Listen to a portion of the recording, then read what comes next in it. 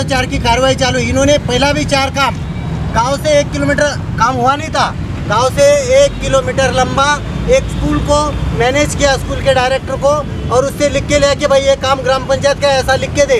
वो गांव से 1 किलोमीटर लंबा वो लिख के, और वो सीओ ने उनको डिस्क्वालीफाई किया है कि आपने ऐसा गलत काम किया है, आपको ऊपर शिस्तभंग की कार्रवाई होनी चाहिए। यही इंजीनियर है, और वही इंजीनियर अभी ये काम कर रहे हैं।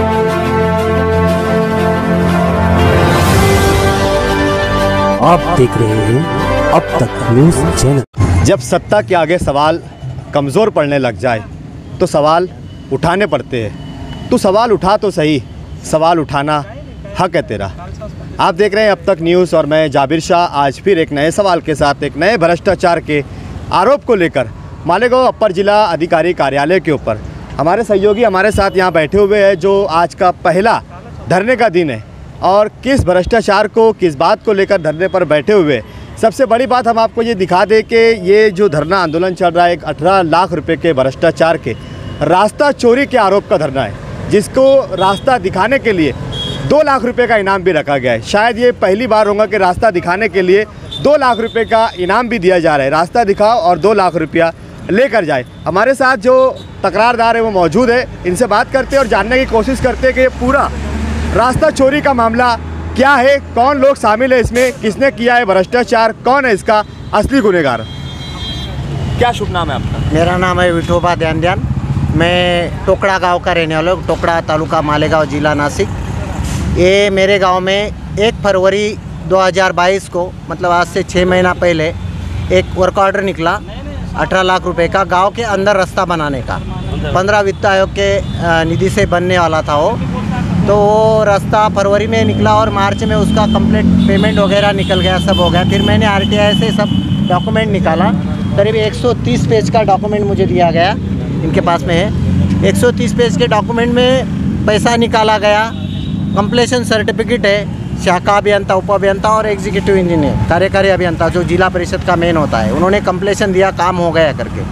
फिर मैं नासिक रहता हूँ ज़्यादातर, फिर मैं गांव में आया, मेरे को पता चला कि ऐसा ऐसा रास्ते का है। फिर मैं आरटीआई से निकालने के बाद फिर मैं गाँव वालों को पूछा ये रास्ता कहाँ है, तो बोले रास्ता तो दिख नहीं रहा। 3-4 दिन मैंने घूमा पूरे गाँव में, पूछा किसी को कि ऐसा रास्ता कहीं बना है क्या, नहीं बना है। फिर मैं तालुका पुलिस स्टेशन में गया और उसका कंप्लेंट लिखाया कि भाई हमारा ये रास्ता ऐसा ऐसा चोरी हो गया है, आप ढूंढ के देंगे तो बड़ी। कहाँ तक पुलिस की कार्रवाई पहुँची है? पुलिस की कार्रवाई, पुलिस वालों ने सब रिकॉर्ड मंगाए है। वो तो क्या टोला टोली होता है, वो तो आज तक तो मेरा अनुभव है, मैं 3 साल से लड़ रहा हूँ, आज तक कोई मेरे को न्याय मिला नहीं है। वो चोर सोडून संन्यासाला फांसी, ऐसी मराठी में कहावत है। और एक कहावत ये भी कहते हैं कि चोर चोर मौसेरे भाई भी होते हैं।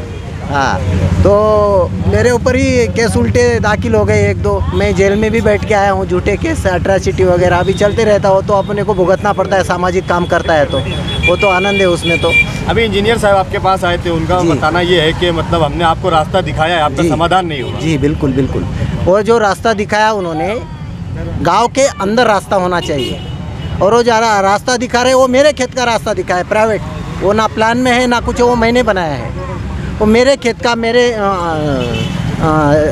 रिश्तेदार के खेत का रास्ता दिखा रहे हो, वो भी प्राइवेट है, उसकी कहीं भी नोंद नहीं, ना जिला परिषद में है, पंचायत समिति में है, ना कलेक्टर में है। प्राइवेट मेरे खेत में से रास्ता कैसे क्या बता रहे हो? वही कौन कौन लोग शामिल है इस भ्रष्टाचार में? ये देखो, इसमें तो अभी जिन्होंने प्रस्ताव भेजा है, ग्राम पंचायत से लेकर तो कलेक्टर सीओ ऑफिस तक सब शामिल है इसमें। उसमें कंप्लीशन सर्टिफिकेट देने वाले तीनों अभियंता शामिल है इसमें। भाई आप कंप्लीशन दे रहे, और वो बोलते हमने वो लैटिट्यूड लॉन्गिट्यूड जो फ़ोटो निकालते हैं जियो टैग का, बोले काम शुरू करने से पहले भी निकाला है और बाद में भी निकाला है। तो फिर ये लैटिट्यूड लॉन्गिट्यूड पे गांव था क्या? नहीं, ये गांव के अंतर्गत आपने को रास्ता करना है। इसके वो जब आपने निकाला तो उसके गाँव प्लान में गाँव था क्या, वो देखने का काम किसी का है, सरपंच का नहीं है, ग्राम सेवक का नहीं है, ना उसका है, ये काम इंजीनियर का है। और ये इंजीनियर बता रहे कि हमने वो फ़ोटो निकाले, मगर वो गांव के अंदर है क्या? वो फोटो, उसमें गांव का नक्शा है क्या?